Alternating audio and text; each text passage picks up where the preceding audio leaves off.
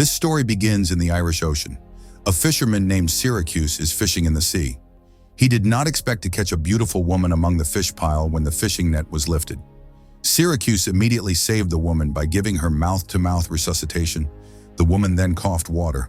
Amazingly, she was still alive even though she had swallowed a lot of water. Syracuse called for help, but the woman insisted that she was fine and didn't want to see anyone else. But she didn't remember her name at all. Finally, Syracuse did not call the police and took the woman to an empty house that used to belong to his late mother. Syracuse then left her alone because he had an urgent thing to do. It turns out that Syracuse went to his ex-wife's house. Her name is Maura. Syracuse came to pick up his daughter Annie and take her to the hospital. Annie was suffering from kidney failure, so she had to go through dialysis therapy at the hospital every week. While waiting for his daughter through the dialysis process, Syracuse tells a story. The story was about a fisherman who found a beautiful woman in his fishing net. Finally, Annie finished her dialysis therapy. Annie then got surprised because she could borrow the electric wheelchair from the hospital. Syracuse drove Annie back to her mother's house. There is Maura's boyfriend named Alex. Maura and Alex often get drunk, but they still care about Annie. The following day, Syracuse was about to go fishing. Then he met again with the beautiful woman he had found yesterday. The woman asked Syracuse to take her to catch fish with him. Syracuse asked the woman's name again. She then said that her name is Ondine, which means girl from the ocean. Unfortunately, that day, Syracuse caught very few fish. Suddenly, Ondine began to sing with her melodious voice. That's when Syracuse lifted his net, and he was stunned to find many giant lobsters there. Apparently, Ondine's singing brought luck to him. His catch was huge that day. Upon returning to the island, Syracuse invites Ondine to come to town to sell their catch. But Ondine refuses because she doesn't want to meet anyone except Syracuse. Ondine rushed back to the house. After selling the lobster, Syracuse goes to the clothing store and looks for clothes for Ondine. After that, he went to Annie's school to pick up his daughter. That's when Annie challenges her father to race home. On the way, Annie asks Syracuse to continue his story. According to Annie, the woman in her father's fairy tale is Selkie. Selkie is a character in mythology who is a seal that can turn into a human. After dropping Annie at Maura's house, Syracuse went home. However, Annie, curious about her father's fairy tales, and decides to follow him home. Syracuse returned to his late mother's house. He then gave a lot of food and new clothes to Ondine. Ondine was pleased to get all of the gifts. She then kissed Syracuse's cheek. With a red face, Syracuse left. Meanwhile, Annie suspects her father is hiding something at her grandmother's house. She then goes to the library to find information about selkies. The next day, a curious Annie decides to go to her late grandmother's house. There, she saw a woman swimming in the ocean. That's for the first time Annie and Ondine met. Annie was very sure that the woman in front of her was a selkie and not a human. The two then chatted a lot. But Annie turns out to know a lot about Ondine and why she went to land instead of at sea. She was sure that Ondine had lost her seal coat. According to legend, without the coat, she could not return to the ocean. Ondine and Annie then became friends. The scene shifts to a man who is looking at the vast ocean. Surely the man is looking for something.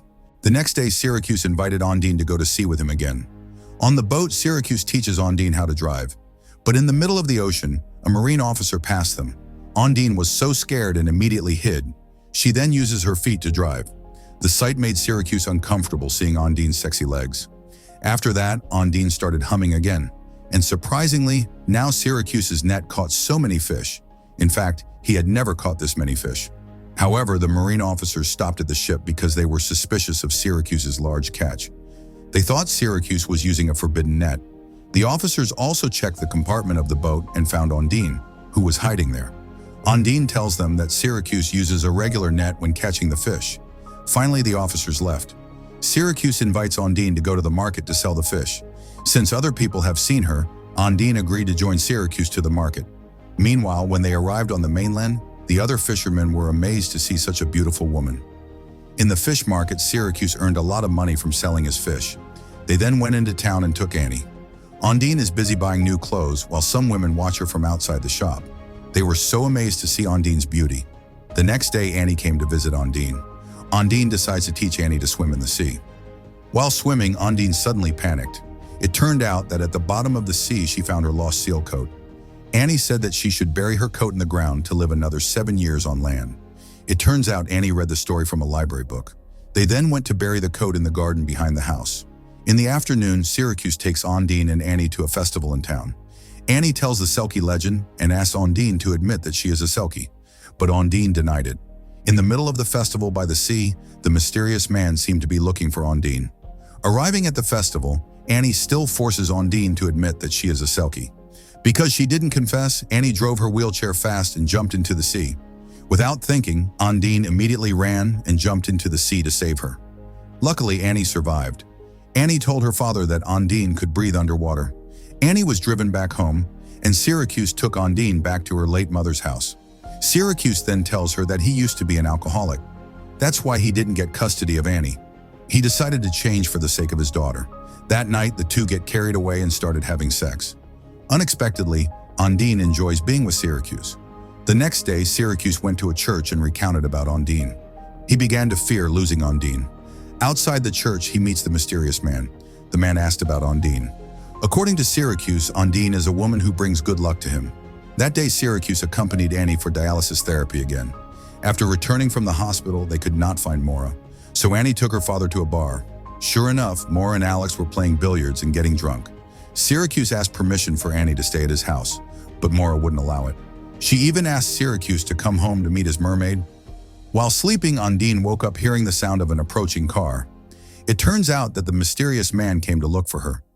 Syracuse, who came home, was so shocked because his house was falling apart as if someone had damaged it. He immediately went looking for Ondine and managed to find her on the riverbank. It turns out that the mysterious man is her husband, who came looking for her. Syracuse asked her to make a wish for her husband to leave. Annie told him if she can make a wish and all her wishes will be granted. But Ondine wanted to make a wish for Annie to recover from her illness. Ondine's words touched Syracuse. Meanwhile, the mysterious man is looking for Ondine in the middle of the city. At the same time, Maura, who was drunk, was on her way home with Annie and Alex. Unfortunately, the two cars collided, causing an accident. Alex was even thrown and died on the spot. At that time, Syracuse, who was taking Ondine to town, saw the accident. He was so panicked when he realized it was Maura's car. Luckily, Annie survived the accident. At the hospital, Syracuse is told that Annie needs immediate surgery for her kidney transplant. It turns out Alex has kidney tissue that matches Annie's. It was at the hospital that Ondine met her husband, who was injured. Her husband asked her to come home with him, but Ondine has one condition. She didn't want him to interfere with her life again. Annie's operation went well. Unexpectedly, it was all thanks to Ondine's prayer for Annie's recovery. The next day, Syracuse and Maura sprinkle Alex's ashes in the ocean. Maura then permitted Syracuse to take care of Annie, but on one condition: Ondine can't be with him. That night, Maura forces Syracuse to accompany her for a drink at the bar. At first, Syracuse refused, but Maura insisted until he finally agreed. That night, Syracuse was drunk. He then looked for Ondine, who was hiding on his boat. He took her to an island with a lighthouse. There are many seals on the beach. Syracuse forced Ondine to come down to the island. Still drunk, he then left her alone. Ondine, who realized it, immediately chased Syracuse's boat. She was so sad because she had to part with him. Syracuse says humans and selkies can't live together. When night fell, Ondine took off her shoes and coat. She then jumped into the sea and swam. That night, Syracuse went to pick up Annie and took her back to his house. Annie asked where Ondine was. His father said Ondine was gone for a while. Annie was so sure Ondine would come back because she left something behind. In the morning, Annie is watching TV. There is a show showing a man singing. Syracuse realizes that the song the man sings is the same as the song Ondine often sings. He realized his stupidity. It turns out that the song is not an imaginary song, and Ondine is not a fairy tales character. He immediately went to the island with the lighthouse. Unfortunately, Ondine could not be found. He realized the existence of Ondine's shoes and coat, and he could see her on the other side of the island. He quickly headed for the island. There, Ondine lay cold. Syracuse hugged her tightly. Finally, Ondine tells the truth about herself. It turned out she was a drug dealer from Romania. Together with his partner Vladic, they brought a lot of heroin to be smuggled. However, their action was caught by the Coast Guard. Ondine jumped into the sea to escape the officer's ambush. Meanwhile, Vladic was arrested because he could not swim. But Ondine was swept away by the waves and drowned. That's when she was caught in Syracuse's net and saved. That night, Syracuse brought Ondine back to his house. But it turns out that there were uninvited guests. Vladic was there, threatening to kill Annie. Syracuse and Vladic got into a fight. Unfortunately, Vladic is not alone. His friend came and immediately pointed a gun at him. Meanwhile, Vladik asks Ondine to give up all his heroin.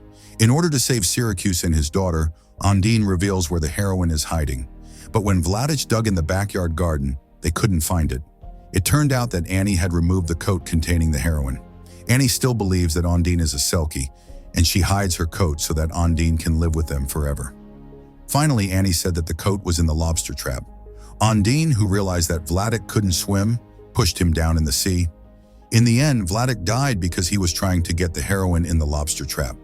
The police arrested Vladik's colleague and took Ondine to the police station. The next day, Syracuse went back to the priest to talk.